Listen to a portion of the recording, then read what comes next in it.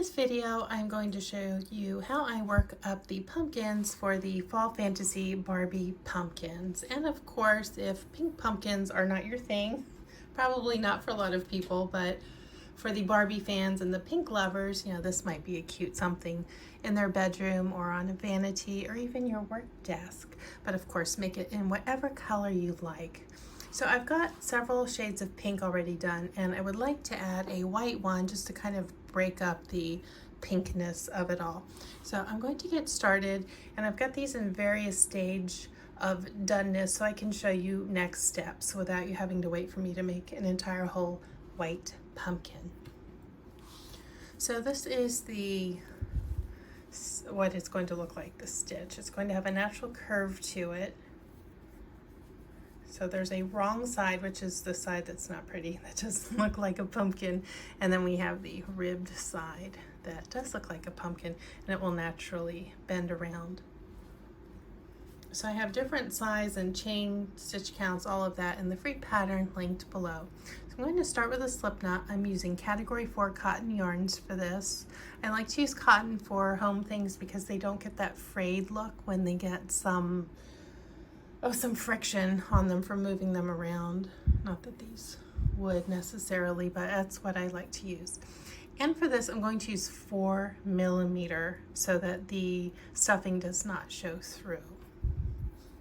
Okay, so for this one, I am chaining, let me see what size. I'm going to chain 24.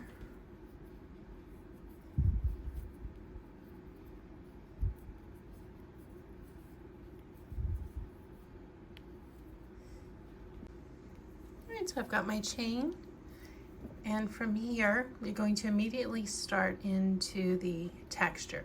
So I'm going to skip that first chain, and the next chain I'm going to work a single crochet and then 3 more single crochets. So the first 4 stitches are single crochet.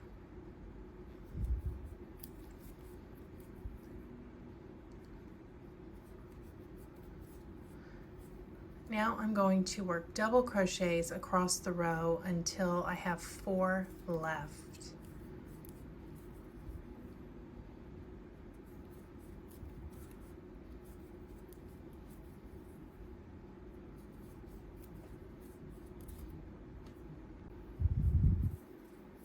This is my last double crochet before I have my final 4 stitches, and I'm going to do single crochets in those, just like I did with the first 4. So whatever size you're making, your first 4 and your last 4 stitches will be single crochet, and then just adjust your size accordingly in those center double crochet stitches. And the 4 single crochets will give that tapered edge so that your pumpkin is not bulky on the top and the bottom. It just depends what kind of a look you like. You might be fine with that, but you can see here how it's tapered. And then when it comes together up here, it's just got a nice smooth top instead of a benchy one. All right, this is a 2-row repeat. So that's the first row. Now I'm going to chain 1, and this will be considered the wrong side. It looks like the other side right now, but I'm going to do some things to it. So the first stitch is just a single crochet.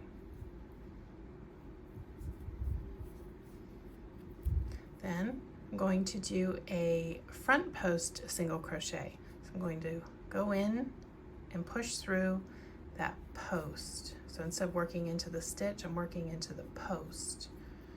Front post single crochet might seem like a new stitch for many of you watching.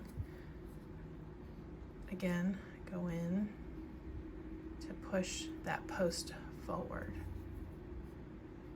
and pull through.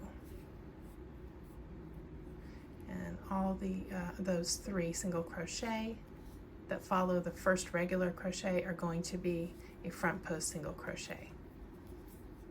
And that's going to give that ribbed look of the pumpkin.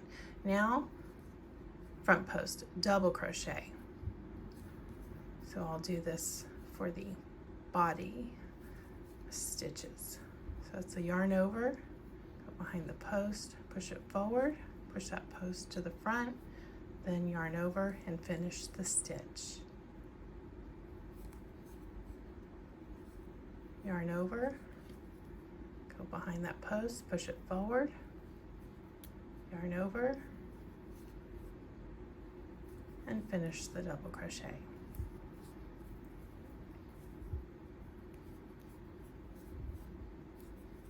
Okay, so I'm going to finish these across the row. Right, and then as I get towards the end of the row, I'm going to look up at the top and see where I'm at. I've got 1, 2, 3, 4. So these are my single crochet stitches. I have 2 more double crochets, front post double crochet to work before I get to those.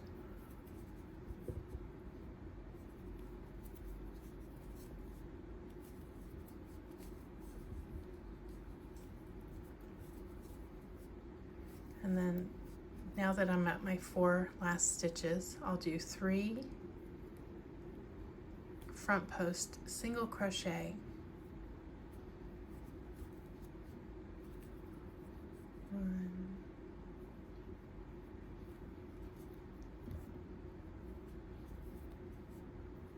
2,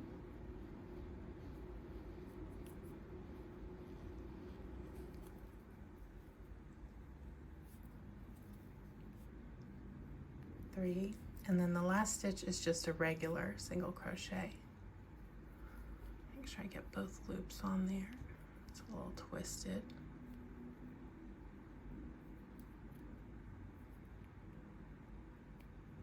Just this setup row is a little tricky, like with all crochet projects. Pull through, and then that's row 2 done. And you see it's made this spine all the way across the top.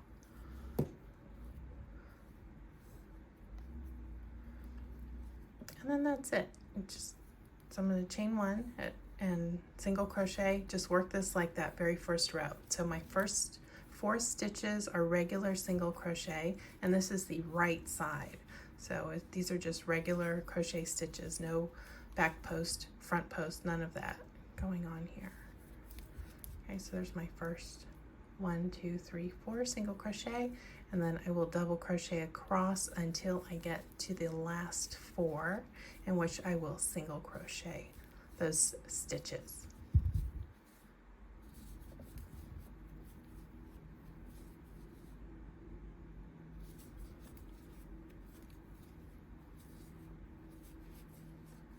If you want to use a thicker yarn and make a more traditional color pumpkin, just make sure your hook size is appropriately small so that you can, of course, still work the yarn, but that the stuffing that you use will not show through. So for instance, if you're using a category 5 yarn, and that would call probably a 6.5 millimeter hook, something along those lines, go down to a 5. Make sure those stitches are nice and snug.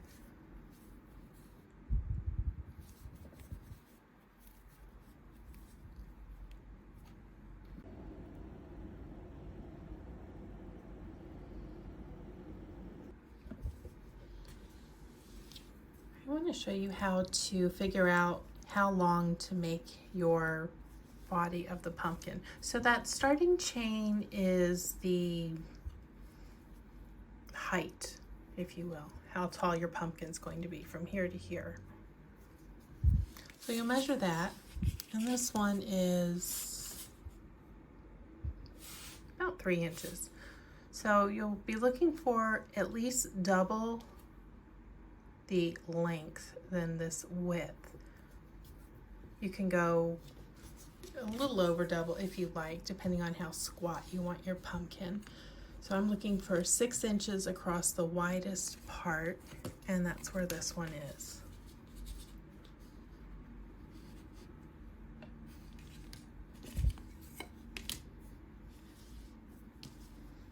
I'm going to start seaming this one up. This one is the size of the white one that I'm making with the 24 starting chain, I believe, a mid-size.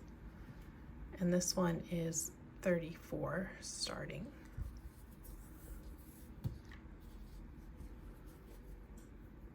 what I'm going to do is take my hook out because I work right to left.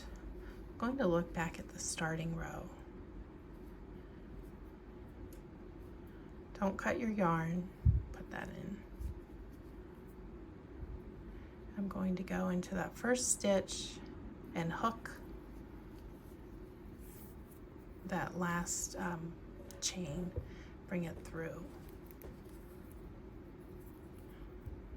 I'll tuck that in when I go to stitch the top. So I'm going to go into that's my starting chain there, and go through the front loop of that last stitch on that side. Pull through and slip. Connect this loop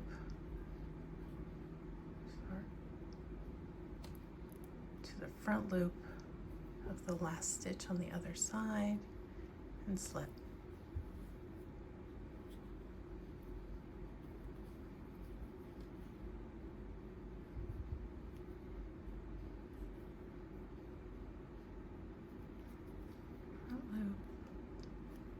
Front loop, slip.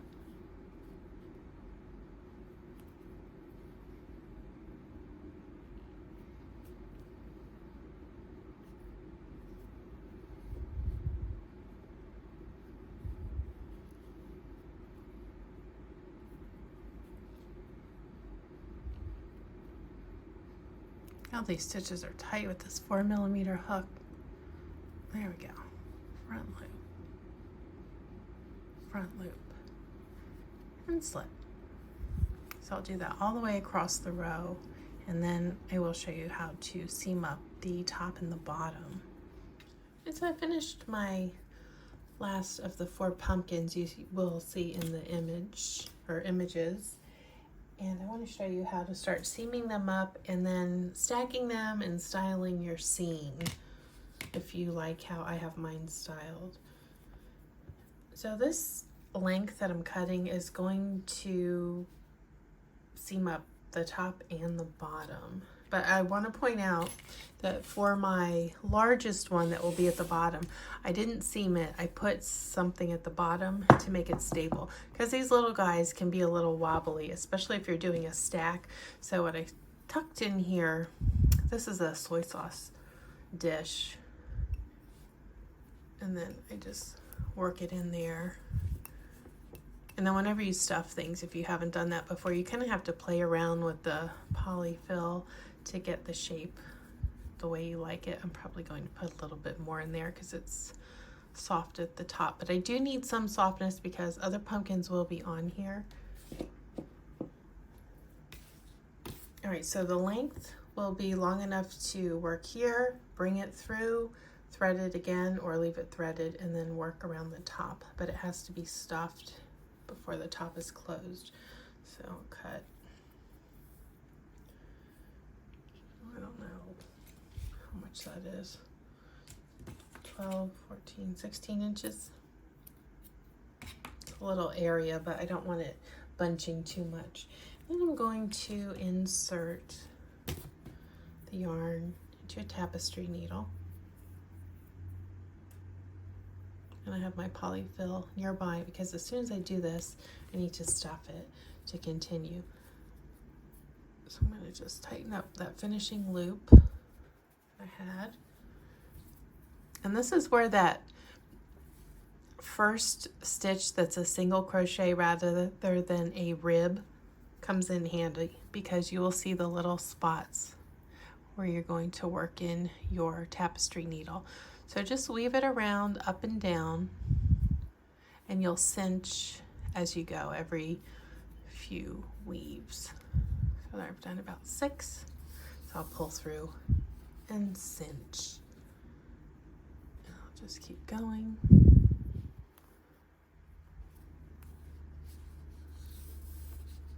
And cinch.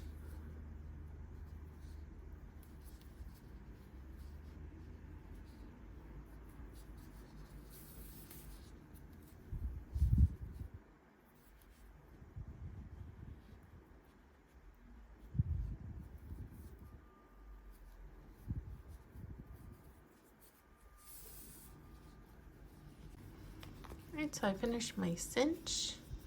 I'm going to stick the needle into the center, pull it up, and then begin stuffing. So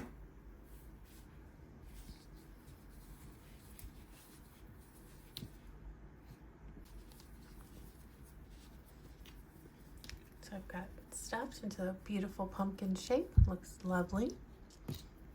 And then I will repeat the cinch process again here.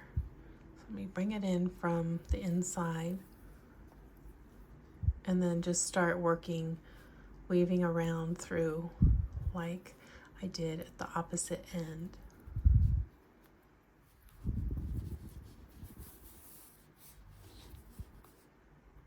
So again, the largest size that I made, and all the sizes and starting chains are linked in the description. This is a free pattern. So that size, you can make it even bigger if you like. But whatever your biggest size will be, I did not, it's up to you, but I did not put this cinching stitch at the bottom. I put something flat in there instead. You could, I think, cut out a cardboard square from a shipping box. I like the weight of the plate, and then I'll show you how to keep them secure if you're stacking them, which you probably are if you're going to do that flat bottom.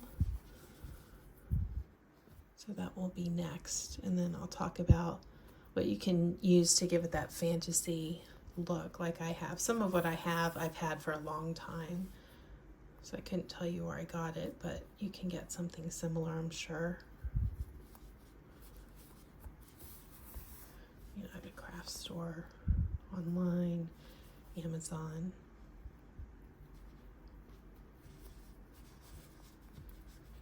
So the only one that I'm doing a like a stem in, and I used something from outside. I got a little twiggy branch thing after the storm yesterday, so it was still soft. I could snap it. I don't have a saw. I have a nice toolbox, but not a saw. And then I wrapped the rest of the tail around it. So this will be my top pumpkin on this stack. I have a white one that I'm going to put on here, and then this one. So the others I'm not worried about, the top. But this one's the mid-size one. This one will not be stacked. It's going to sit next to it. I will put a twig in there. So what I'm going to be doing with regard to giving it that kind of fantasy look, I have some pink opalescent ribbon. So that's going to be that vine that comes off of the pumpkin. And I'm going to wrap this around, let it cascade down my stack.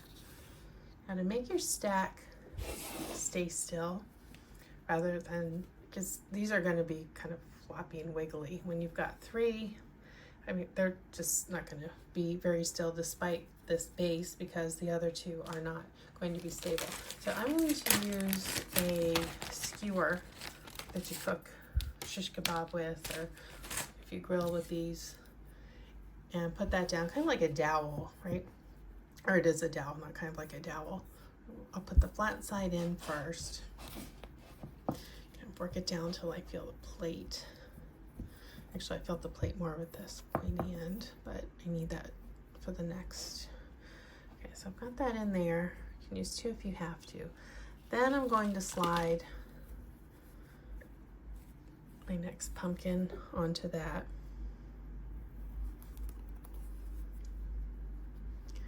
Push it until it comes through, like you're stacking your party cakes.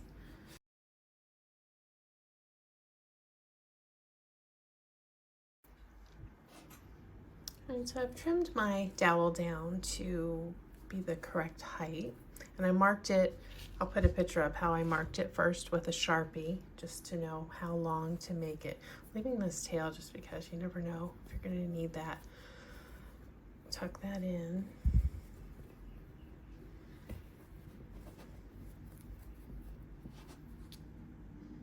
And then this one, I cut the point off, so it's a little bit harder to work that in there. I'll my stem still. Okay, so that one is done. And then I'm going to put the stem, break this, because it's still damp, so it's breakable. There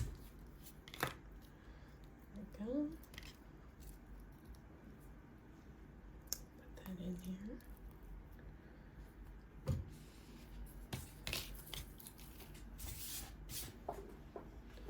And then my tray, the things that I'll be designing with. The one I've got here is, these I've had all for a while. I think this is a Martha Stewart pearl spray garland, but if you look up something like that, you can find pearl sprays all over. I have quite a bit of this because at one point it was covering a Christmas tree, full size. And then this is a little sparkly garland I got. I don't know where I got this. I think it was a craft store. So I've got this. And then at the Dollar Tree, you can leave this all into winter if you want. I have these opalescent snowflakes.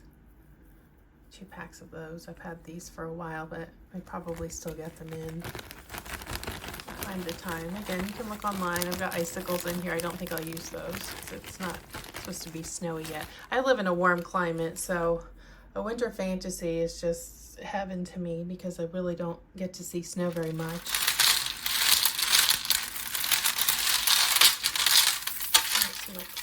Clear my tray a little bit first, and then don't forget the pink ribbon with the opalescent. I don't know where I got this. This is probably easy enough to find. So this is curling ribbon. It's going to add some more texture. So I'll put my pumpkins, if I want them in the center. Just kind of play around with it.